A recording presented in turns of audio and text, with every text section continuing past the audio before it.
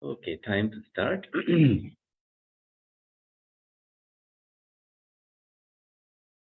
Alpaya homesh to the Buddha. Namo tasse bhagavato arahato samma sambuddhasse. Namo tasse bhagavato arahato samma sambuddhasse. Namo tasse bhagavato arahato samma sambuddhasse. I pay homage to him, to the worthy one, the blessed one, to the fully enlightened one. Sadhu, sadhu, sadhu. So this is our first of this kind of a program where we discuss some teaching from the Buddha and do some meditation. So in this program that we will be hosting here in Peace House, we will do this program in hybrid format, and we will continue this on every Thursday. And now we also have a Saturday morning meditation that is at 8:30 in the morning for people who are not able to join any program on weekdays and that they prefer to join on weekends. They have that opportunity. And basically, we all follow the same format where we have 30 minutes of meditation and about 30 minutes of discussion, which also includes question and answer. So, Peace House is located here in Cambridge, and it is a monastic residence and also a non-profit, a community, a community center in some sense. And we have a board of directors. We have 2 Buddhist monks living, and we have an executive director. And we function as a center for peace and for harmony with everyone, all faith traditions.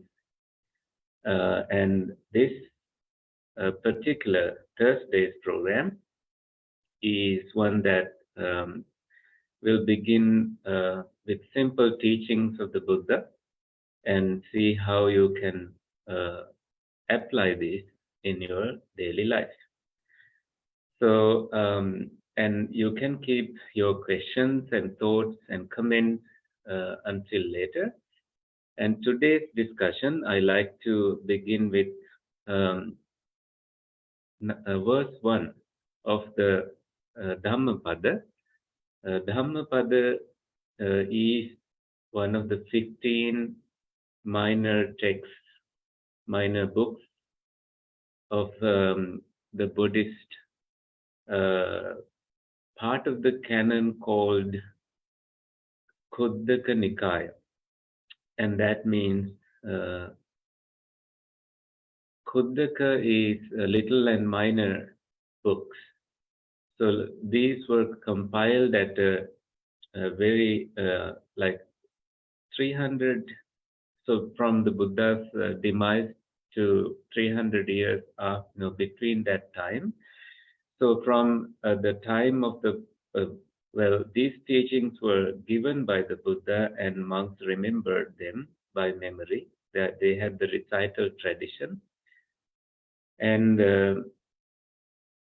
eventually these were compiled into palm leaf manuscripts in Sri Lanka, and that is why Sri Lanka is highly respected for keeping this Buddhist scripture alive.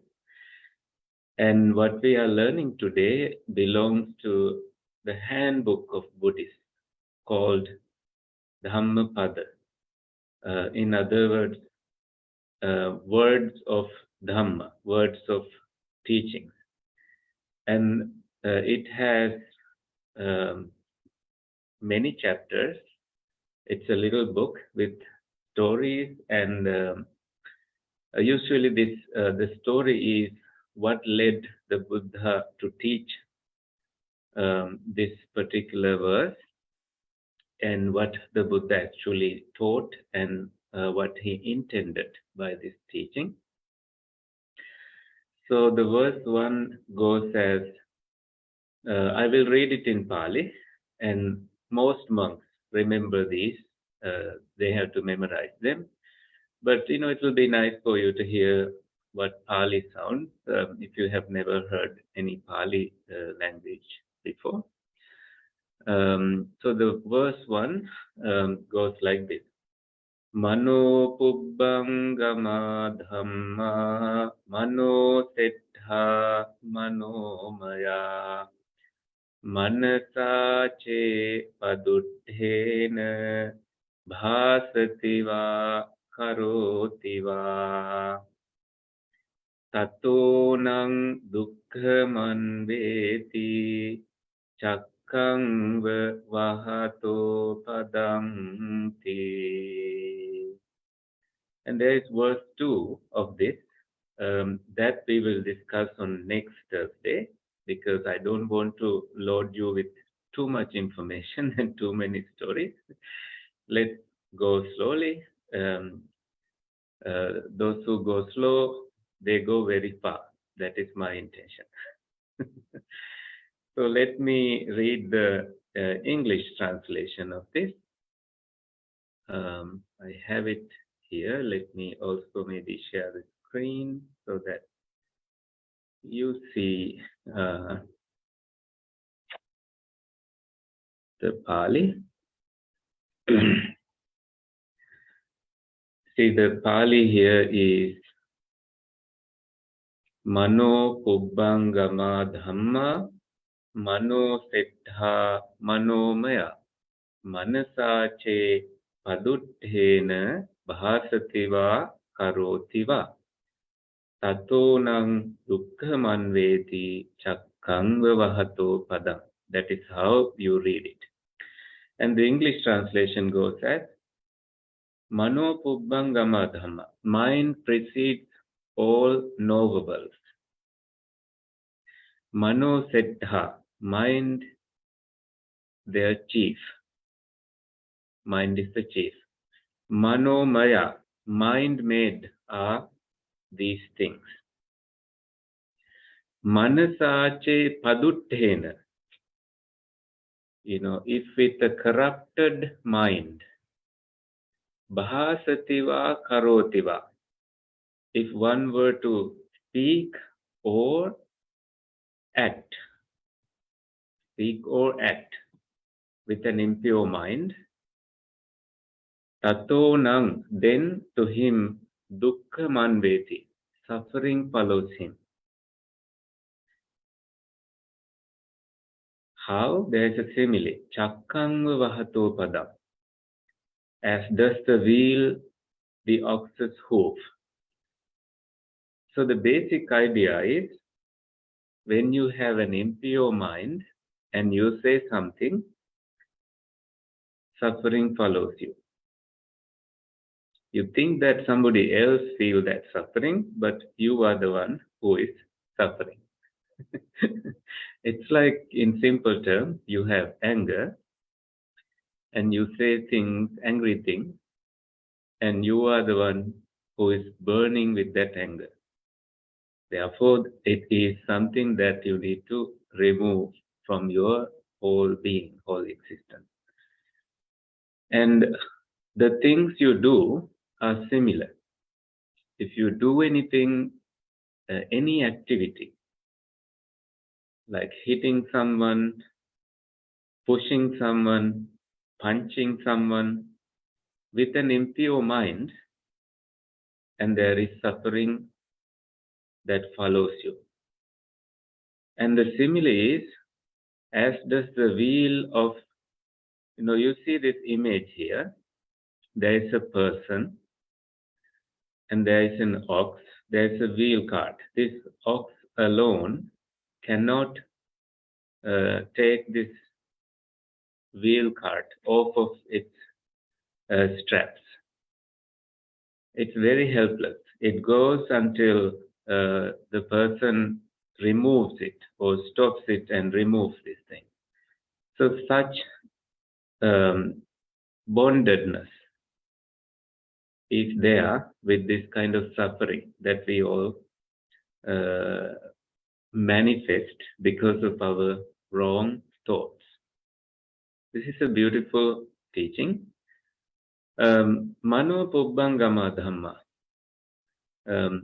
Mind precedes all knowables. Dhamma here is not necessarily Dhamma like doctrine, but Dhamma is mental experience.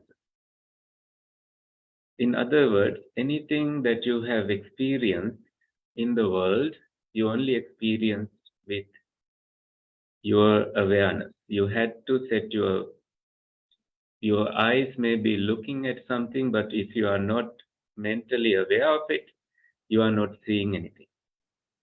Same way about hearing, smelling, tasting, physical sensations, and thinking. So all these experiences need your mental awareness for you to cognize them and internalize anything. Otherwise, they just come and go. You may be staring at something, you may not even see it until you set your focus, set your attention on it. So mind made are they, and mind is mind is greatest. So in simple terms, I try to say it in a different way. If I ask you a question like, where do you live?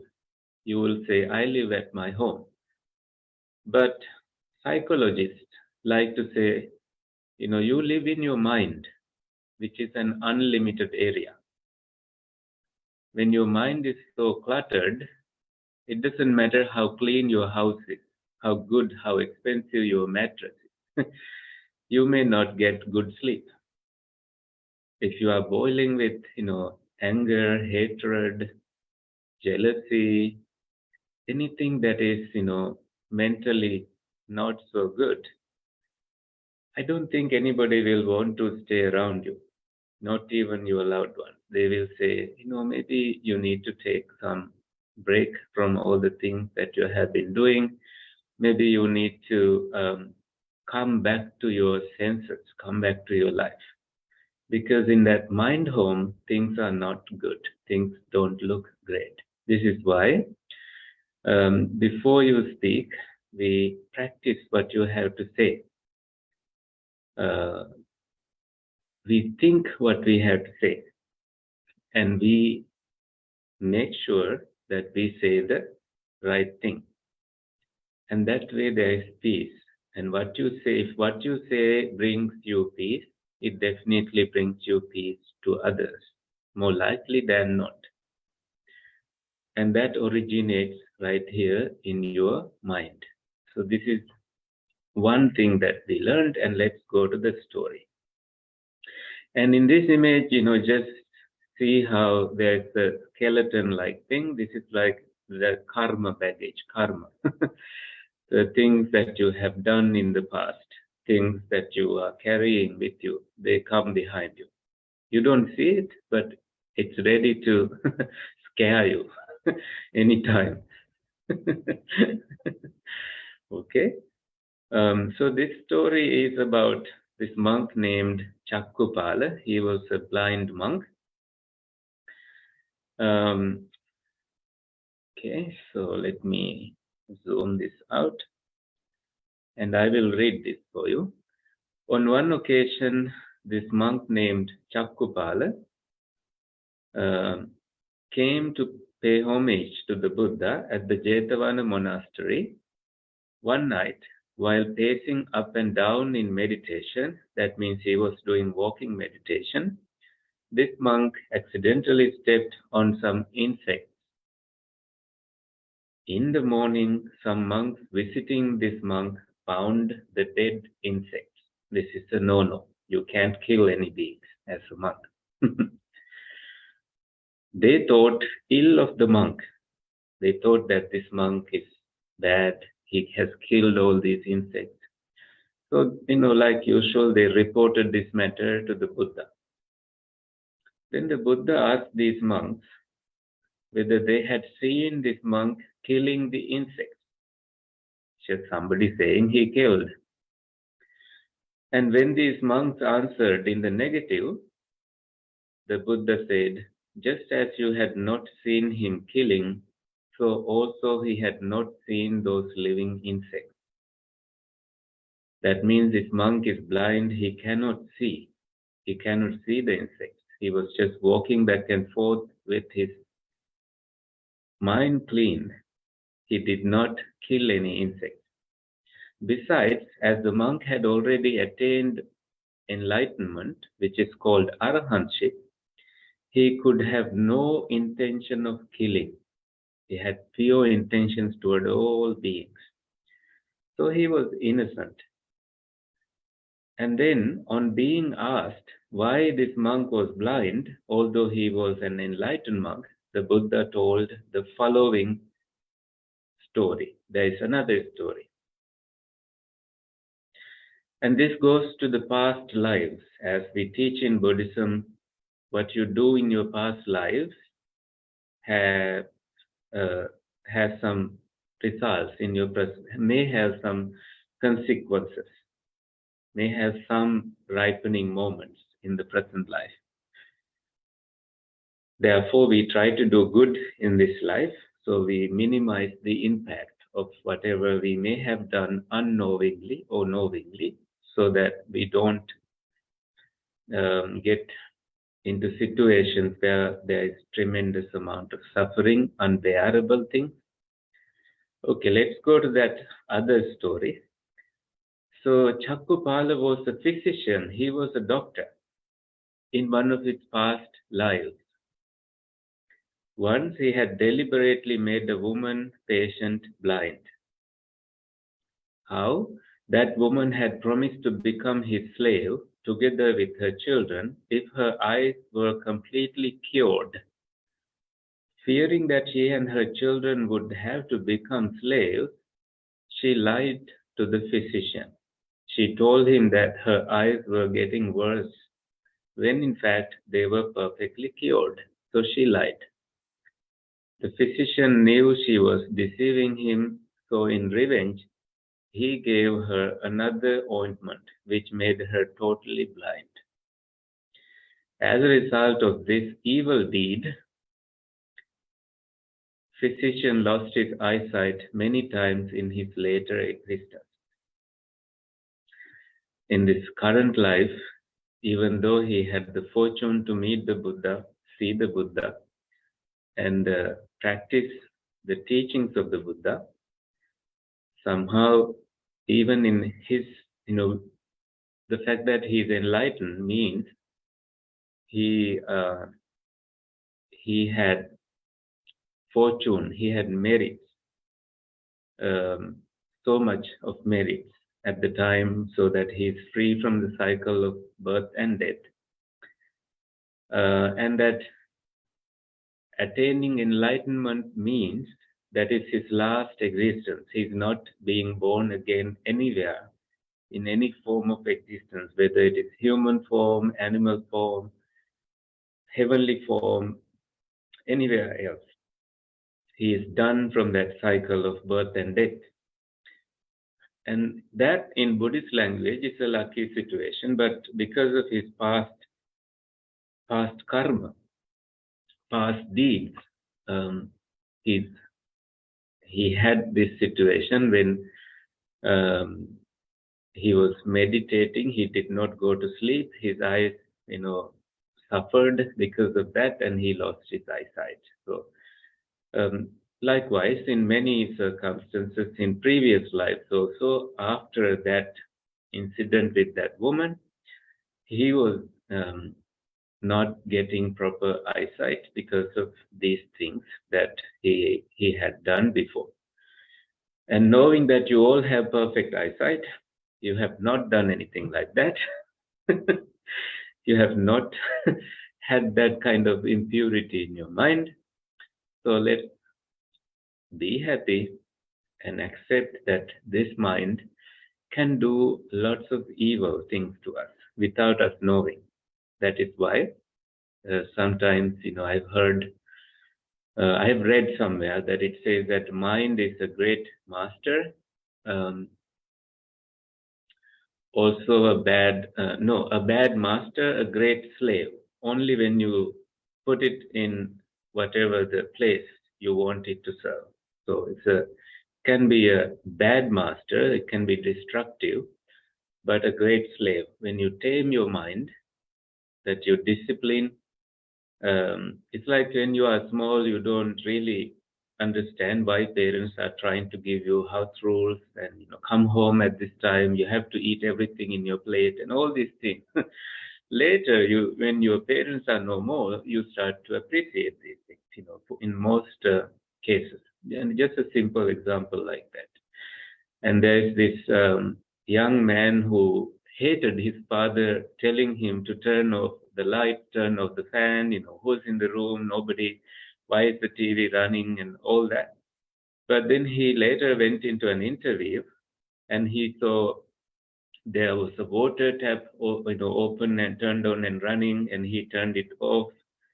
And there was a fan running and nobody was there. He turned it off.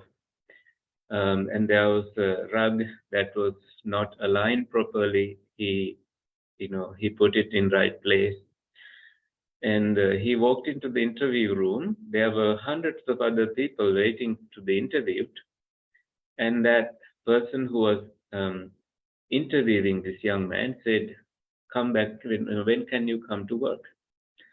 All because, they observed, they set cameras to observe what this man would do in those places, that his behavior, the attitude he showed was more important than any qualification he showed.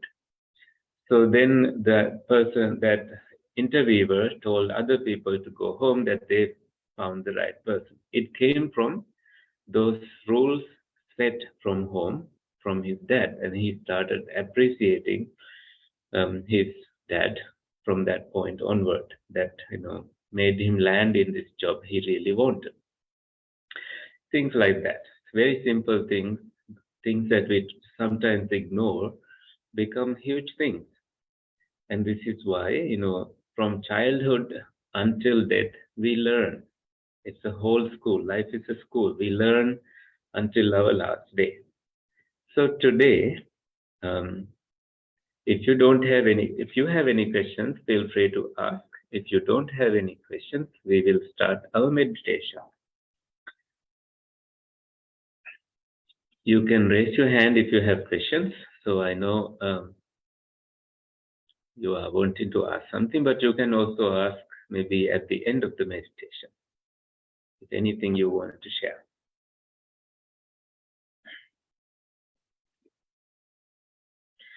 Okay.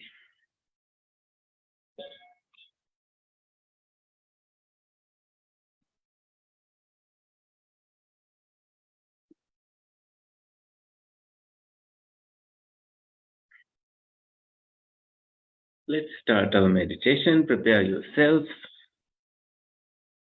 as best as you can in any posture you like.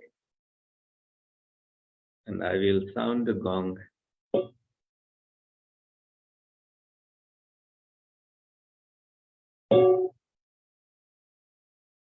I hope you hear the gong.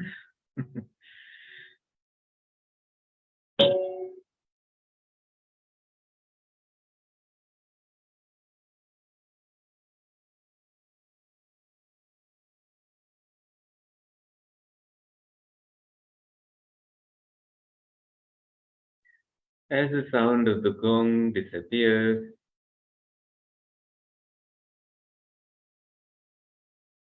you may center your attention to the heart base. Release and relax your body completely. Kind of using the bird eye view, scanning your body,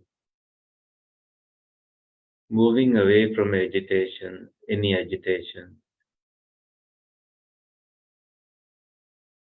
Release and relax your shoulders, your neck, the back of your head, keeping your back in a straight line,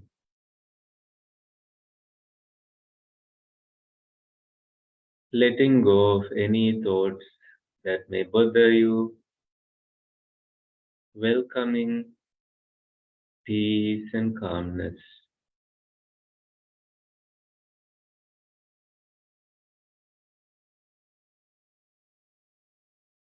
Notice your in-breath and out-breath.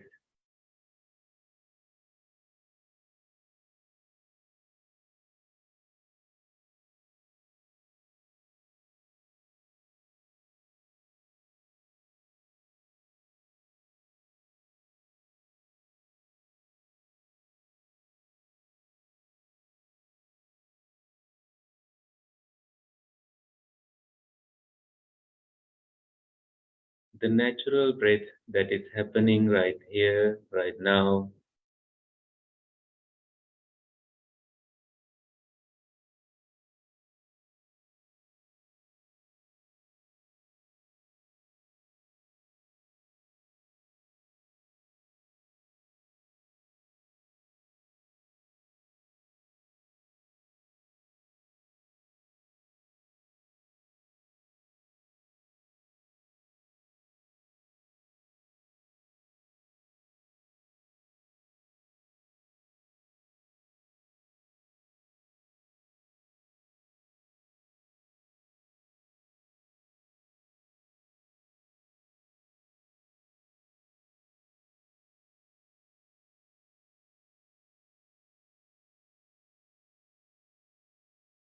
Gently, this awareness settles in your body. Mindfully you breathe in, mindfully you breathe out.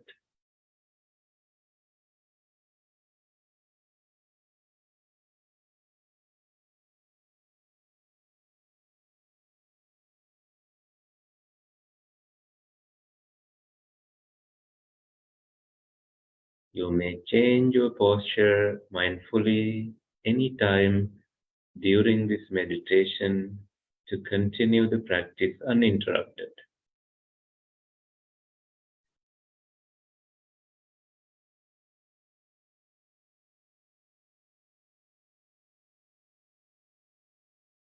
Basically, you are aware of what your mind is doing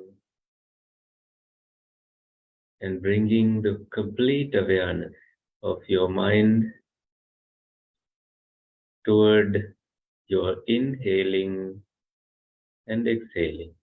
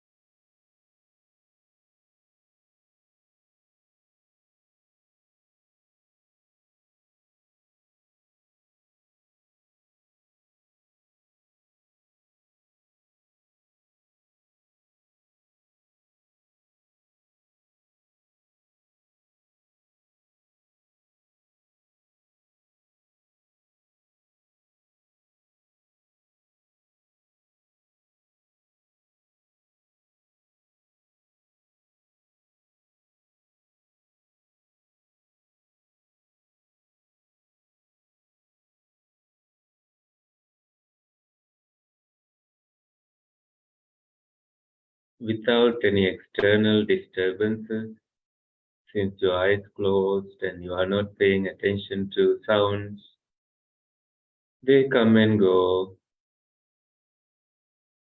Nothing bothers you. And the thoughts are also visitors. When you don't have to set your focus on them, they disappear.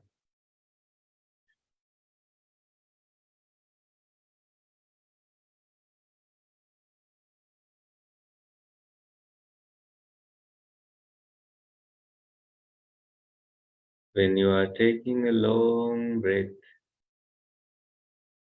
you are aware of your long inhaling.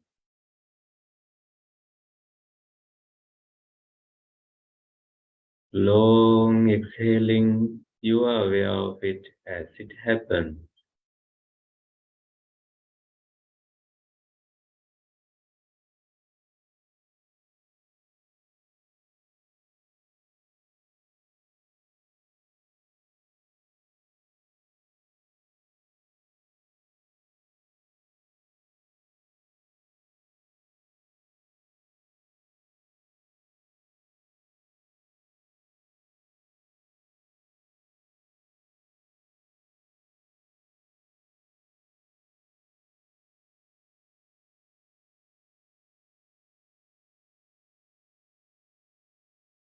When your inhaling and exhaling become short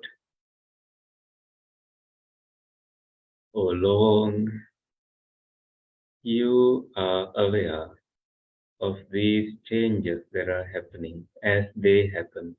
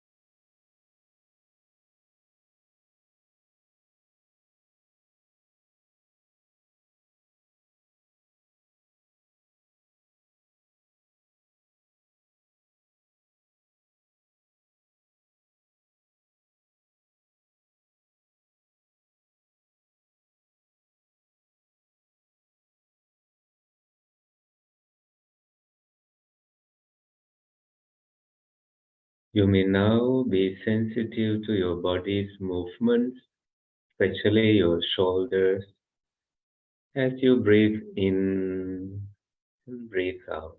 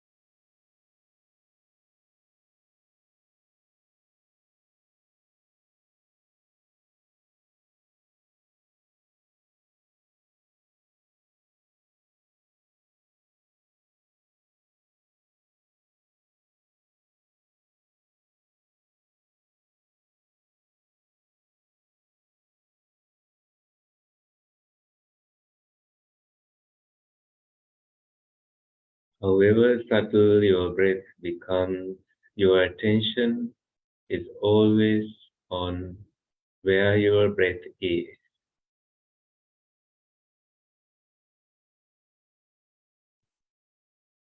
So tranquilizing this whole body, you continue to breathe in and breathe out.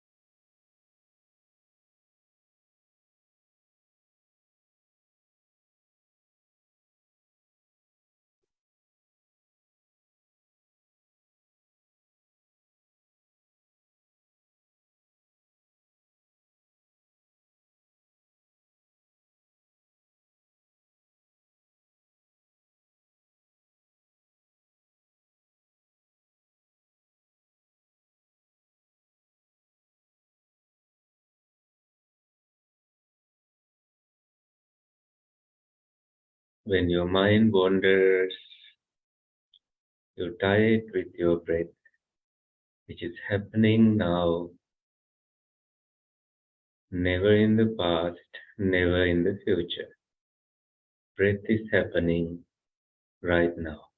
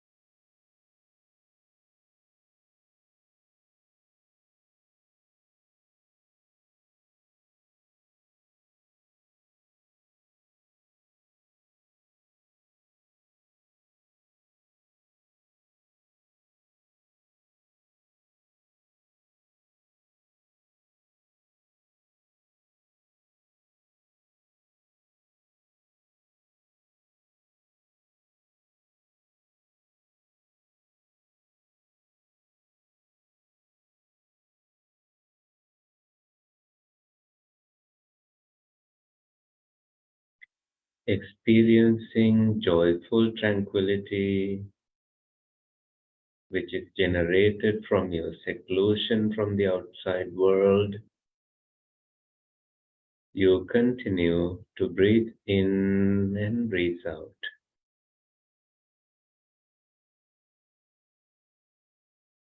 Developing calmness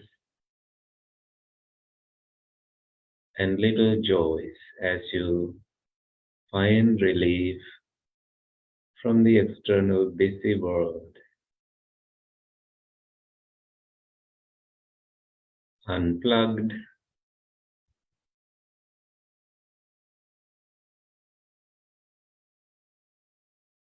not attending to everything, but prioritizing your mental well-being.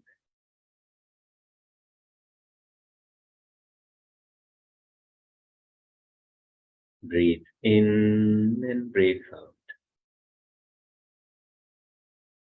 The breath becomes very subtle at times, and you are aware of these changes.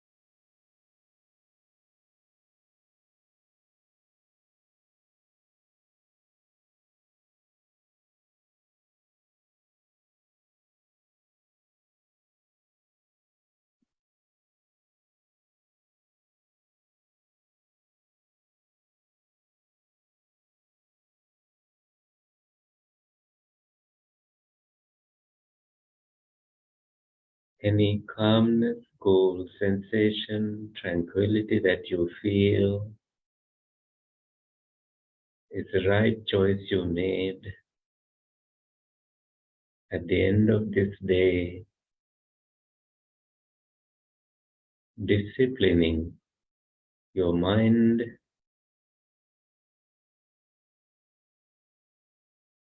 and making more room for future tranquility and purity of your own inner being.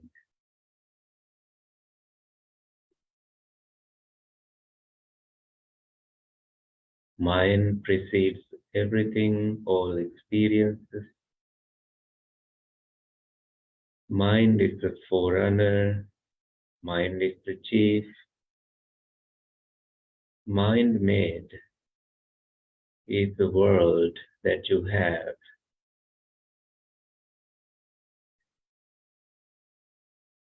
Speaking or acting with an impure mind brings harm, more suffering, and speaking with a pure mind and acting accordingly brings happiness, comfort everywhere you go, everywhere you be at.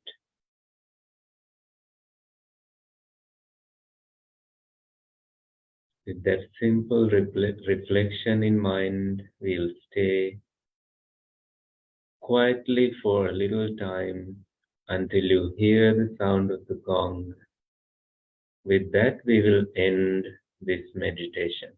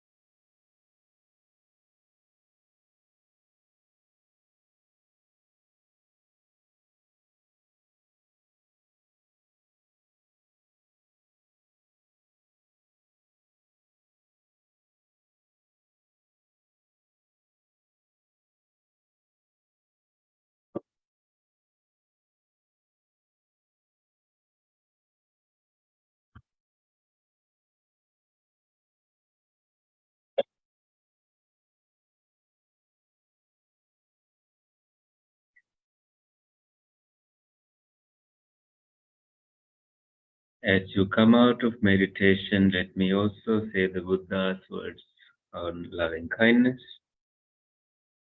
This is called the Metta Sutta, and you may reflect on these words and generate the thoughts corresponding to the words you hear. This is what should be done by one who is skilled in goodness and who knows the path of peace.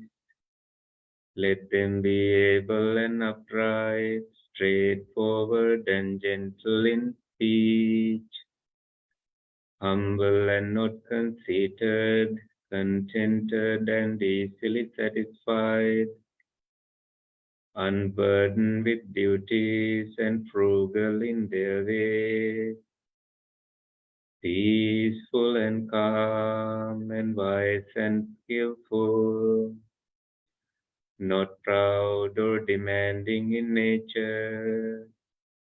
Let them not do the slightest thing that the wise would later reprove. Wishing in gladness and in safety, may all beings be at ease. Whatever living beings there may be, whether they are weak or strong, omitting none, the great or the mighty, medium, short or small, the seen and the unseen, those living near and far away, those born and to be born,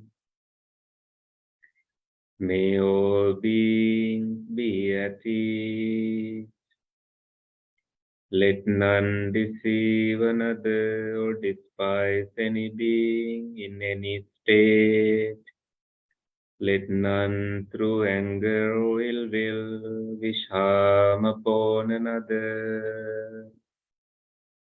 Even as a mother protects with her life her child, her only child, so with a boundless heart should one cherish all living beings, radiating kindness over the entire world, spreading upwards to the skies and downwards to the depths, onwards, outwards, and unbounded, freed from hatred and ill will, whether standing or walking, seated or lying down, free from drowsiness.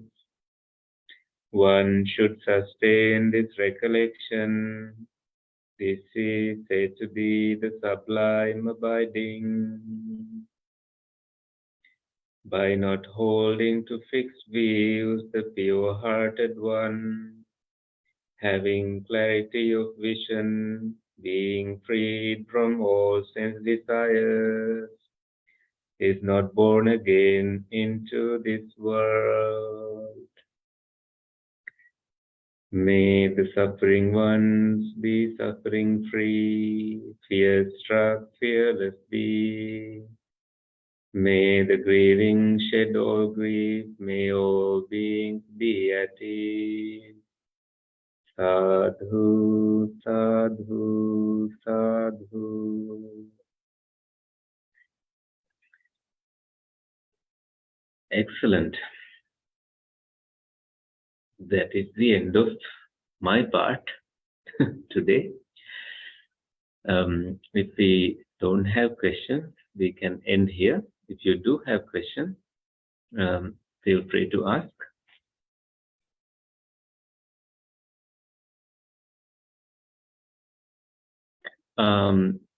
I hear, Daniel, you are trying to talk. You are not muted. You are still muted. Okay. This was maybe by the end of the month, I'll have it all together. This was just perfect. It was so relaxing. It was a nice combination of some history. I don't know if you're looking for feedback, but I am. It was perfect for my needs. I put in the earpiece. So I put in the earpieces to knock out any other noise. And I look forward to seeing you soon. Well, we will receive, I'm going to sign up for Saturday morning after I'm gone from here, and I will get a Zoom invite from you. Each one is a separate invite, correct? Yes. Okay. That sounds perfect. And really, it was wonderful. Thank you. And it's Kusala, correct? Kusala, yes. Kusala. Okay. It's Kusala. Thank you. I read it, but pronunciation. Oh, the funny part is that USA and LA is part of my name, and I just need to add K in front. So, so in a way, I'm meant to be here. I understand. No, this was excellent, and hello to the other folks. And I like being able to be off during meditation and listening, and then just be a person at the end or the beginning. So thank you again, and have a good night, all of you. Thank you for your kind words. Good night. Thank you. All right. Thank you. I look forward to seeing you. It felt very restoring. It felt very relaxing and very restoring. As I recovered from surgery, this really felt very good today. Oh, excellent. Thank you. Have a good night, folks. I'm going to sign off. Thank you. Good night, everyone. Yeah. Thank you. I have a question, if you're still on. Yeah, I have time. Thank you. Nice to meet you. Nice to meet you. What's your name again? Justin. Justin.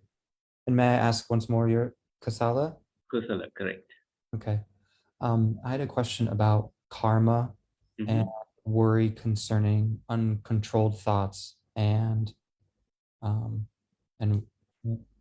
worried that past uncontrolled thoughts will lead me towards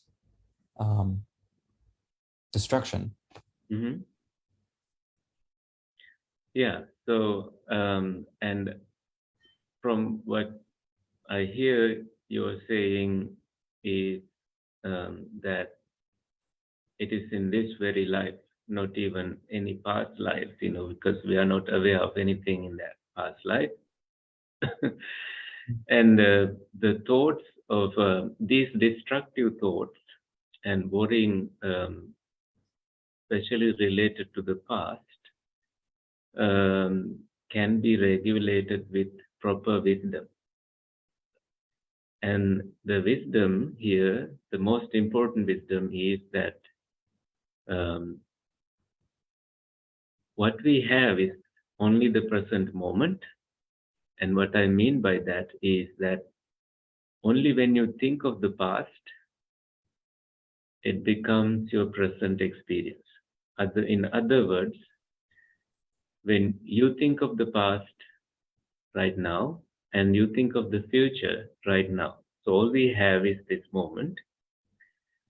And repeatedly worrying is a habit that we develop because of our various inclinations, attachments that we are not even aware of, that they are controlling our day, our night, and our next day, and so on and so forth. So the wisdom that these past incidents are dead and that they have no bearing about your future. When you purify your mind right now and let go of little, and there's little relief, let go of so much, there's so much of relief. And this wisdom, together with noticing that in between every thought you have, there is a pause. And often we tend to think that these thoughts never end, but they do. And we silence our mind like we did today in our meditation. With continuous daily practice like this, you notice that the gap between these thoughts are wider and wider. And then you realize that your expectations and the reality, this gap also becomes thinner so that you stay at peace when these destructive thoughts arise, and that you are not governed by them, and they are not true for the most part, that they don't always necessarily tell you the truth. These thoughts don't tell you the truth. So you stop believing in them, and that you see that thoughts arise and pass away. You start seeing with wisdom eye that there is cessation between every experience you have. And so with your thoughts. When I say every experience, what you are seeing also experience cessation when there is more seeing and more hearing and other encounters, that cognitive functions that you do. As you pay attention to things, they come, it's like a flickering of a light bulb. And with wisdom eye, when your eyes close, you have wisdom eye to see. And you start seeing that these things are not necessarily true, and you can pause and unplug and give yourself a break. And then you realize that the truth is much clearer. The truth is not so worrisome, that what you have worried about is mostly about thinking. But then when thinking vanishes, doing becomes easier. It's like pushing the wheelbarrow is easier than thinking about it. It becomes easier. Then you stop thinking about things, but start doing more and being aware of not the negativities, not anxiety, not worrying, but more of cultivating the flowers, not the weeds. And that way your mind garden becomes something pleasant for you to live in. Does that make any sense to you? Yes. Yes. And I think coming to more meditation sessions, since we are doing them more regularly, and some events are now online, and Saturday mornings will be online, and this Thursday one also will be online. So you will benefit from them if you are able to make it to our midday meditations and morning chanting. It will be wonderful, so you have a continuous practice. Other times, you can maybe continue a practice with your own discipline at home, as radiating loving kindness to you and keeping your practice going that way. Okay. Thank you. You're welcome. I saw that this session was hybrid. Are people able to join you at? Yes. Okay. You're welcome to join on site as well. Okay. Thank you. You're welcome and have a peaceful night. See you again. Oh, Kasala. Pleasure to meet you. Thank you. Right. Take care. Good night. Good night.